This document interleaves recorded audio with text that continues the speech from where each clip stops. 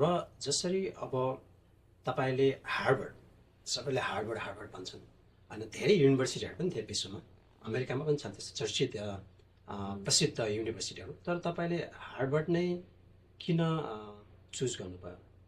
के छ, किन Harvard, why Harvard? Why Harvard? पहिला त अब जति धेरै युनिभर्सिटी भए पनि जसले जे भने पनि हार्वर्ड भनेको हार्वर्ड नै हो कि आई मिन त्यो ऱ्याङ्किङ जे भए पनि हार्वर्डको कस्तो अर्कै खालको पुल छ भनौँ। अनि बच्चै हुँदाखेरिदेखि नै लाइक आमालाई भन्थेँ लाइक मम्मी म त्यो विश्वविद्यालय पढ्ने हो भनेर। ब्याचलर्स हुने बेलामा चाहिँ अब त्यो यस्तो अपर्च्युनिटीहरू पाइएन, मिलेन, अनि एटलिस्ट मास्टर्स चाहिँ गर्न पाइयो।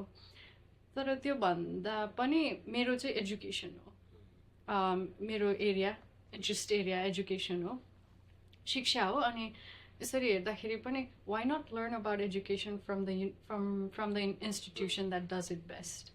अनि मेरो सोर्ट अफ रेट्रोस्पेक्टिभली हेर्दाखेरि, यताबाट फिर्ता हेर्दाखेरि चाहिँ इट जस्ट वर्कड आउट भनौँ न।